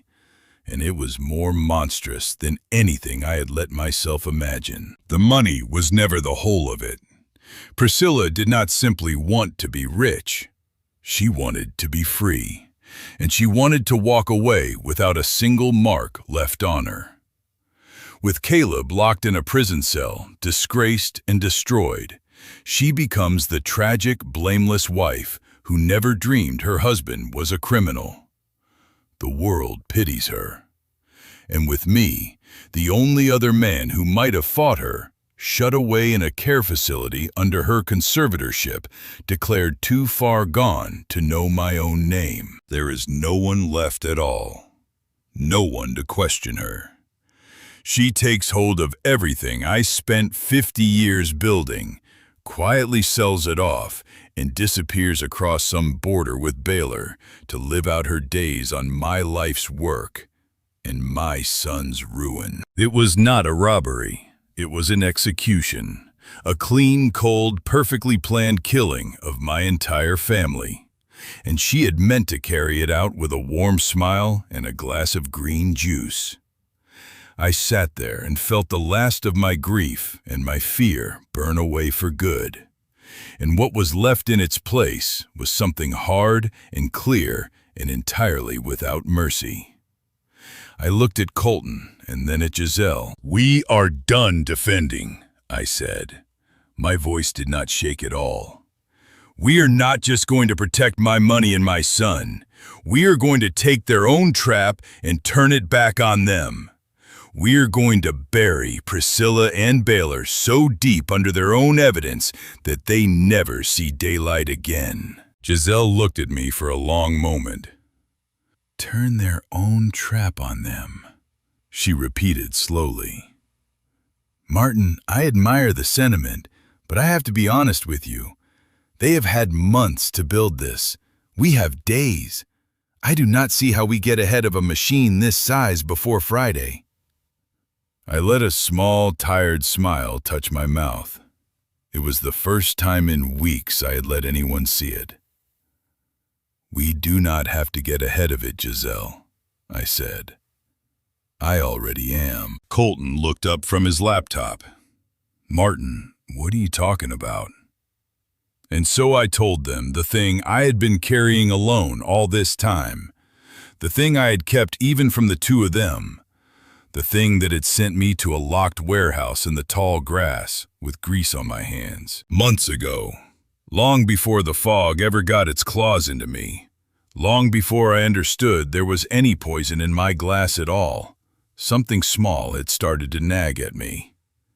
A supplier on the books I did not recognize, a frame specification that had been quietly changed on a drawing I knew by heart. Nothing I could prove, nothing I could even put into plain words. Just the old instinct of a man who has spent 50 years feeling for the weak point in a load before it lets go. I did not know about Baylor then. I did not yet know Priscilla for what she truly was. But I knew the way you know a bolt is about to shear, that something in my house was wrong. And so I did what I have always done. I built in a margin. When I stepped back from the company, I said, I let the world believe I had handed over all of it, the title, the chair, the votes. But I never signed away everything. I kept one thing back, quietly buried in the fine print where nobody bothers to look. A controlling interest, a veto. Enough that no matter what papers Priscilla forges, no matter what conservatorship she buys, she cannot sell or move or break this company without my name on it. She thinks she is about to inherit an empire. She is about to inherit a locked door. Giselle sat down slowly across from me. That warehouse, I went on, holds the originals, every true design file, every real load test and crash test, dated and sealed from back before anyone laid a hand on a drawing. Whatever specifications they altered to make that cut-rate steel look safe, I can set the genuine record down beside the forgery and show any court in this country exactly what they changed and exactly when. Colton has a mirror of all of it off-site in a place they will never find. Colton was staring at me now, and slowly the color was coming back into his face, and with it, something close to awe. The vehicle numbers, he said softly. That list you found in the office. That is why you smiled. That is why I smiled, I said.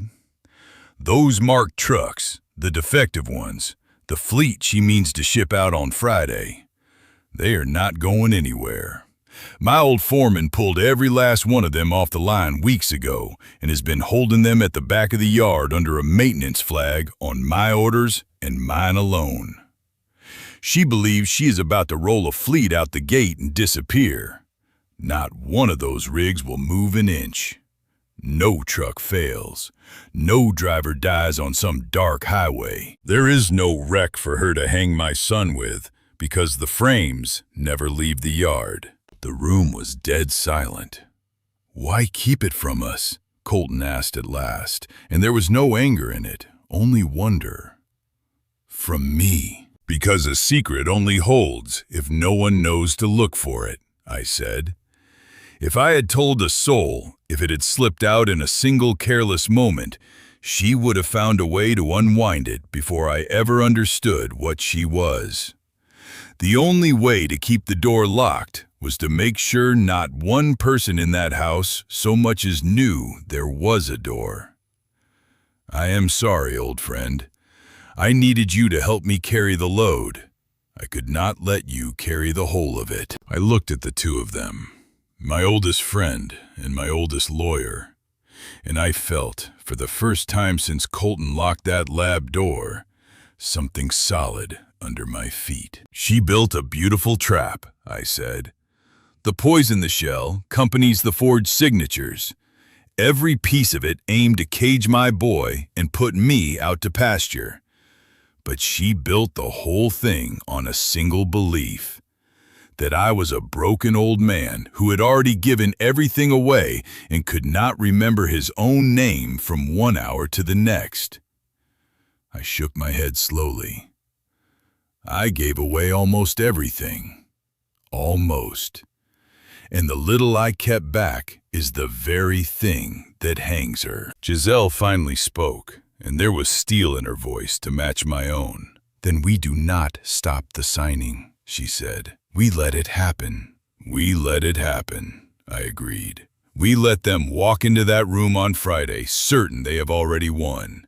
We let Priscilla put the pen in my hand, and then we spring every last piece of it at once in front of the right people. Because the sweetest trap in the world is the one the hunter never sees closing until it has already shut.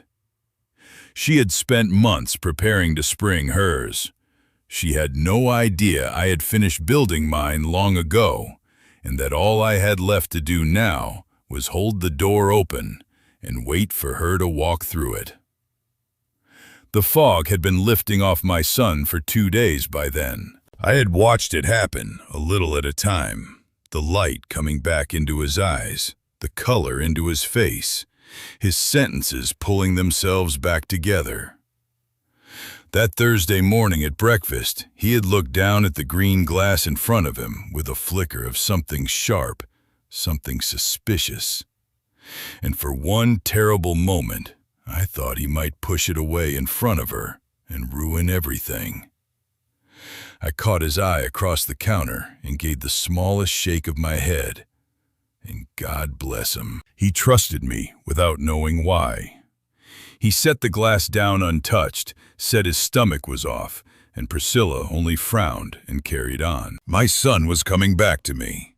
Now I had to break his heart to save his life. I waited until the dead middle of the night, long after Priscilla had gone up to the master suite and the house had settled into silence. Then I crept down the hall and knocked softly on the door of the guest room where Caleb had been sleeping.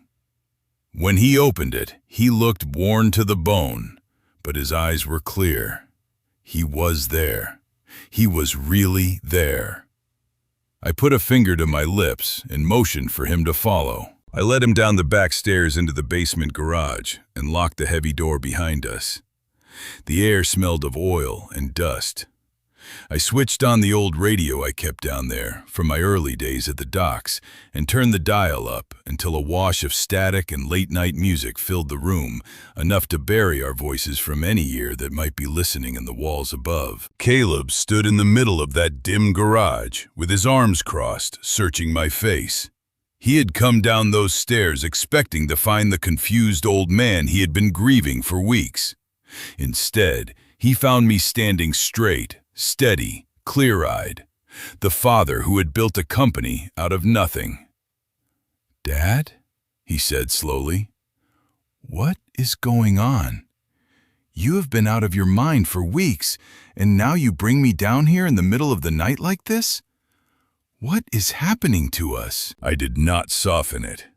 There is no soft way to hand a man his own destruction. I walked to the workbench and pulled the canvas cover off the boards I had laid out there.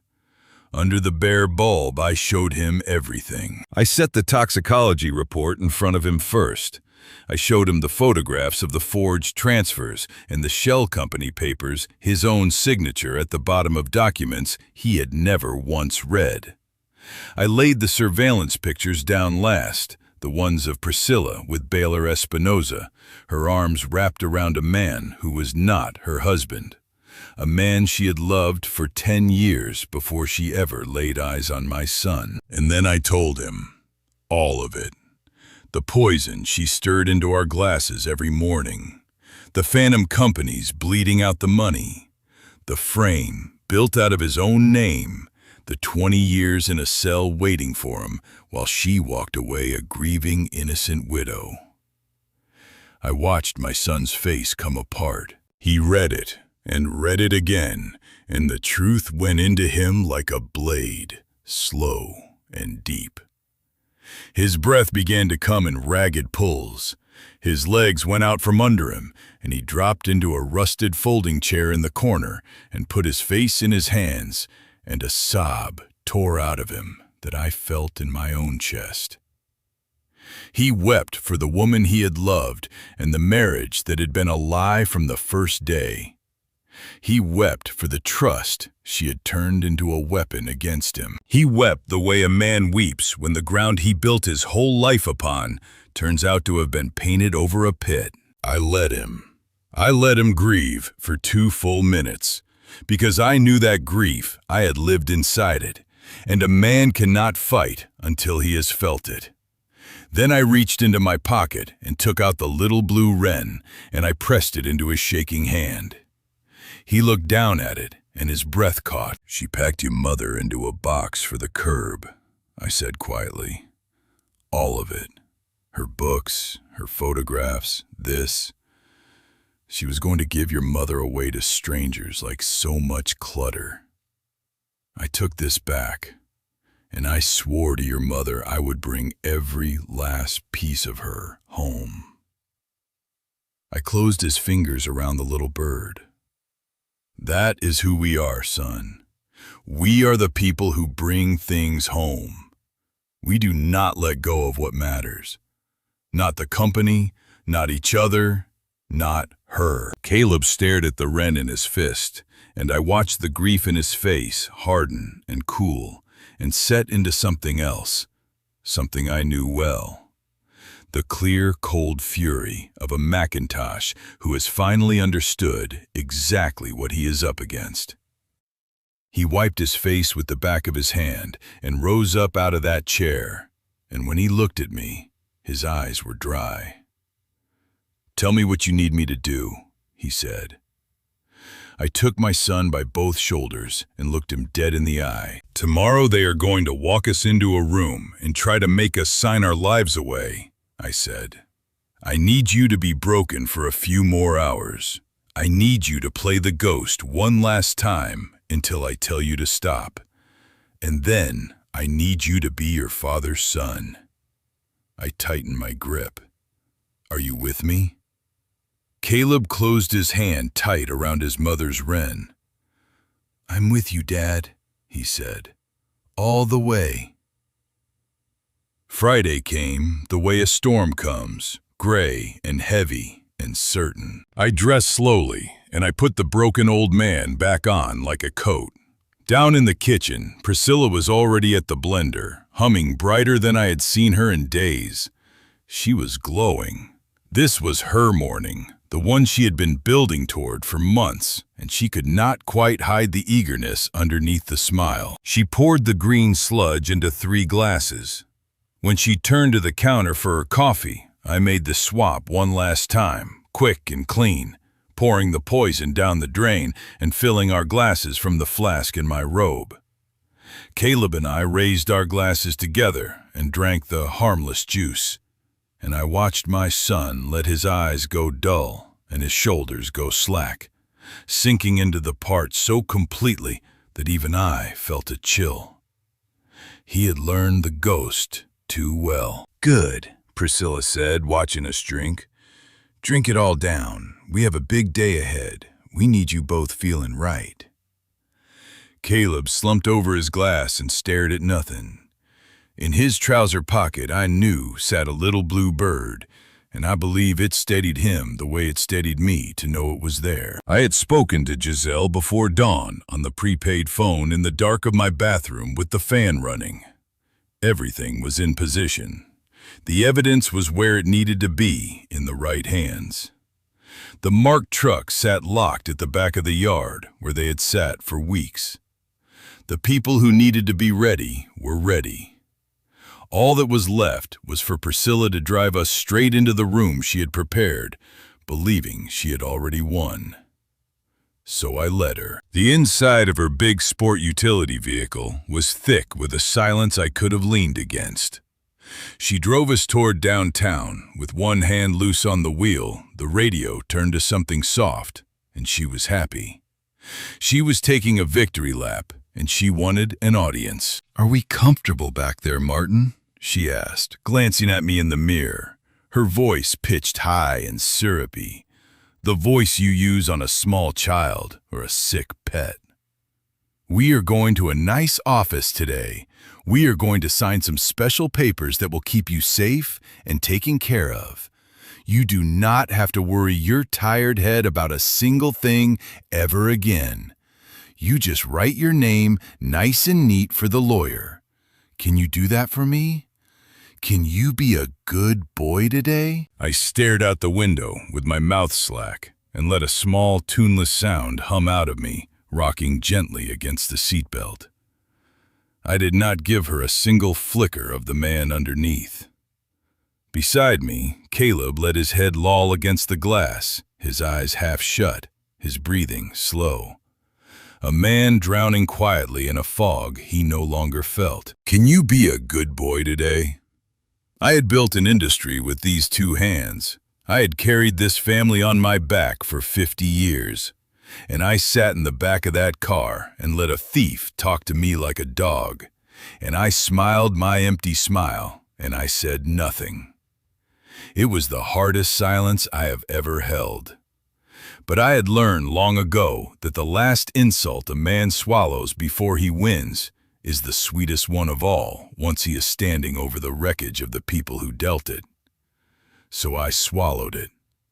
I let her have her little cruelty. She would not have many more. He was flawless, my son. I had never been prouder of him, or angrier at her. We came off the highway and dropped down into the underground garage of a tall glass tower. She parked in a reserved space and came around to open our doors with a bright, hungry smile.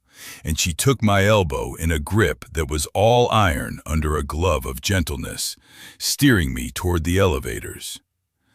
Caleb shuffled behind, dragging his feet across the concrete, and she wrapped an arm around his waist as though she were holding up the husband she loved. We rode up in silence high above the city. The doors opened on a floor of dark wood and brushed steel, quiet and expensive, the kind of place built to make ordinary people feel small and obedient. A receptionist rose without a word and pressed a hidden button, and a set of frosted glass doors unlocked with a heavy click. Priscilla walked us through them into the room where she meant to finish us. It was a wide conference room with a wall of windows and the whole gray city spread out beyond the glass. A long, dark table ran down the center, and at the far end of it, rising smoothly from his chair and buttoning his jacket, was Baylor Espinosa. I knew him at once from the surveillance photographs, though he was polished up now in a tailored suit, his hair perfect, his face arranged into an expression of warm professional concern. But I could see the greed sitting cold behind his eyes. This was the man on the other end of every message, the disbarred inspector, the lover in the shadows, the architect of the whole design. On the table in front of him sat two neat stacks of documents flagged with bright-colored tabs, waiting. He came around the table with his hand extended and a smile like a knife. "Martin, Caleb, it is so good to finally have you both here," he said in a smooth and unhurried voice. "Please, sit. Rest yourselves." He gestured to the chairs and then to the waiting papers. "We only need a few simple signatures from you today, and then everything will be taken care of. Shall we begin?" Priscilla reached into her handbag and drew out a heavy black fountain pen, uncapping it with a soft click. She leaned over my shoulder, her perfume washing over me, and pressed the cool barrel into my trembling right hand. "Just sign on the little colored tabs, Martin," she murmured, sweet as syrup.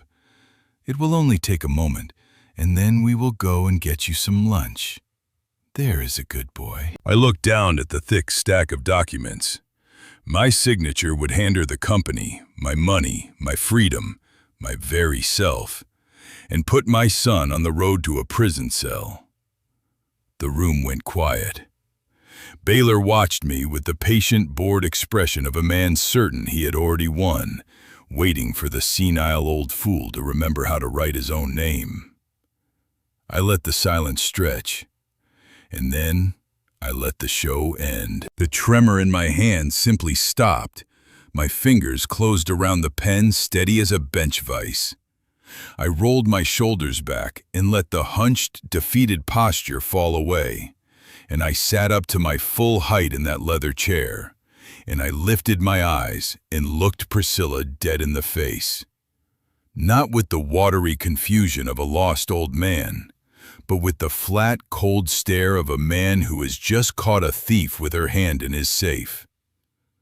Her syrupy smile froze on her mouth. I did not sign. I laid the pen flat on the polished wood and pushed it a few inches away, slow and deliberate, and the small click of it against the table was the loudest sound in the room. I do not believe I will be signing anything for you today, Priscilla, I said, and my voice came out low and even and full of 50 years of command. Not today. Not ever. The color drained out of her face. She took a step back, her mouth opening and closing, staring at me as though a dead man had sat up in his coffin. The drooling old fool she had mocked in the car was gone, replaced by someone she had never once accounted for. Baylor moved first. He leaned forward, his smooth face hardening. "Martin, you are confused," he said quickly. "You are not well, and these papers only make certain you are cared for. Now pick up the pen and let us finish." But before he could reach for the documents, the chair beside me scraped back. Caleb stood up. The slack, half-dead slump was gone. He squared his shoulders, and the fog that had hidden my son for months burned away all at once. And what rose out of that chair was a clear-eyed man vibrating with cold and terrible fury. He looked at his wife with eyes that held nothing at all of the love she had counted on. "I know what you have been putting in my coffee every morning," he said, his voice a low and shaking thing. "I know about the shell companies. I know about the money in my accounts. And I know all about Baylor." Priscilla made a strangled sound. Her hands flew to her mouth. The blood went out of her face until her skin looked like cracked white paint, and the beautiful, careful illusion she had spent years building shattered in an instant into 1,000 pieces on that conference room floor. Baylor's head snapped toward the door, and that was when the frosted glass doors burst open. Giselle Conway walked in first, her suit pressed sharp, her face lit with a cold and merciless triumph. Behind her came 4 federal agents in dark jackets, fanning out into the room with quiet, overwhelming purpose. Baylor took a step back toward the windows, his eyes darting for an exit that did not exist. Giselle crossed to the table and dropped a thick folder onto it with a crack like a gunshot. "A certified toxicology report," she said, her voice ringing through the room. "On the sedatives and neurotoxins you have been feeding your husband and your father-in-law for months." She dropped a second stack beside it. "Every word off your burner phone, every dose, every dollar you traded with Mr. Espinoza." A third landed. "The whole money trail through your shell companies and the original engineering records that prove those specifications were altered without Caleb's knowledge. That he never certified a thing with a clear mind in his head.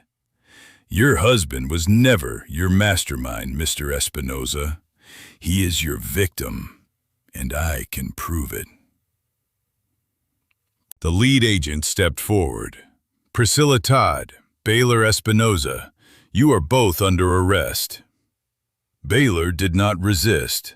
He folded in on himself, all the polish gone, and let them cuff his wrist behind his back. Priscilla was not so quiet. She twisted against the agent's grip and let out a high, tearing scream. And then, when that did nothing, she turned it on my son, her whole face collapsing into desperate, practiced tears. "Caleb, please," she sobbed. "You have to stop this. It is all a terrible mistake. I love you. Your father is sick. He made this up. I am your wife. You know I would never hurt you. Please save me." Caleb looked at her for a long moment. He did not flinch. He did not look away. "You poisoned me," he said quietly. "You poisoned my father. You were going to let me rot in a cell so you could run away with him." He shook his head slowly. "You are nothing to me. You are dead to me." She was still screaming when they walked her out. I did not shout after her. I did not gloat. I rose slowly from my chair, buttoned my jacket, and looked down at the ruin of the woman who had poured poison into my home. When I spoke, my voice was quiet and steady and very calm. "You underestimated the wrong old man," I said. Then I turned my back on her and my son, and I walked out of that room together into the bright, clean light of the morning we had won back. 3 months have passed since that morning in the glass tower, and the dust has finally settled into something like peace. Priscilla and Baylor are sitting in separate federal cells, waiting on trials that will not go well for them.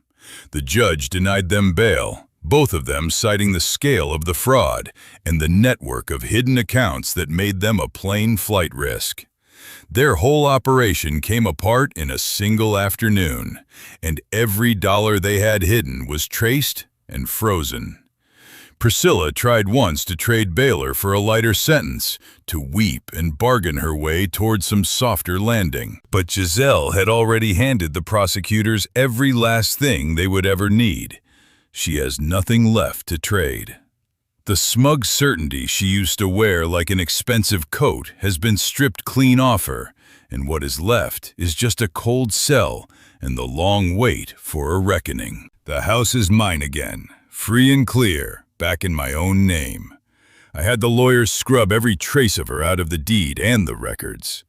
I hired a crew to clear out the last of her furniture and her scented candles and the perfume that used to turn my stomach. And I opened every window and let the autumn air run through the rooms until the place finally smelled like a home again instead of a trap. And Lucille came back to the windowsill. I unpacked that donation box with my own 2 hands. Her books went back on the shelves, her photographs went back on the mantel, and the little blue wren sits again above the kitchen sink, looking out at the yard, right where she always kept it. Some mornings, I catch myself talking to it while I rinse my cup the way she used to, and I do not feel the least bit foolish about it. None of it would have happened without the men and women who stood beside me. Colton, who locked that lab door and refused to let me face it alone.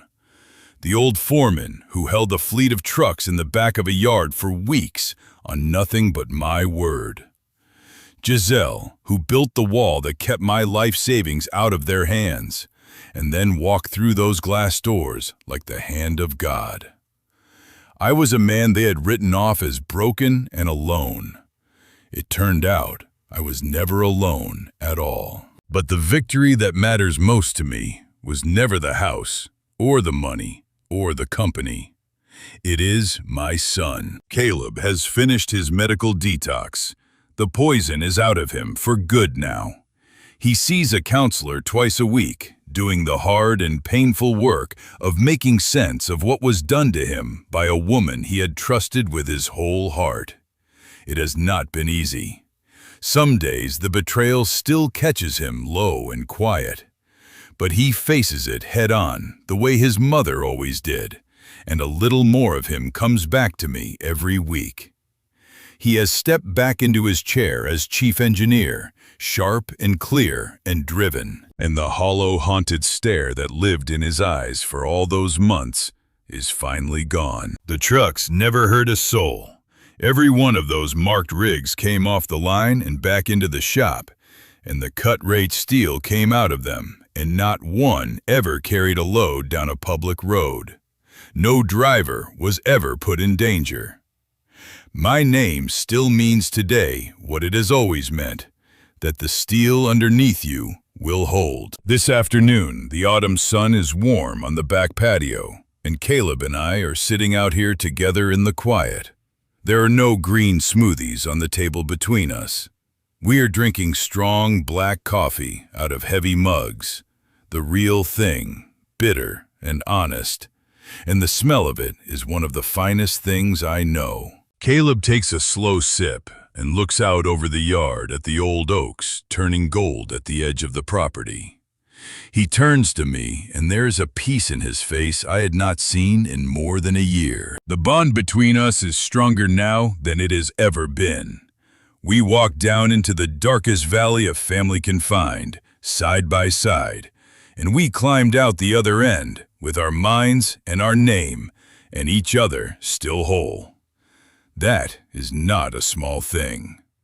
In the end, I have come to believe it is very nearly the whole of everything. I lean back in my chair and let the sun rest on my face, and I watch a hawk turn slow circles high over the trees, riding the wind, patient, watching the ground below. The way I once sat and watched a woman pour poison into a glass and smile. We are all right, my boy and I. The wolves are caged, the house is a home again, and the old man they rode off as broken and finished is still sitting at the head of his own table, exactly where he belongs, exactly where he always intended to be. Caleb sets down his mug and looks at me. "We won, Dad," he says quietly. I look at my son, alive and clear-eyed and free, and I feel the truth of it settle warm and steady in my chest. "Yes," I tell him, "we did. We won all of it. And the rest of our lives is ours to build."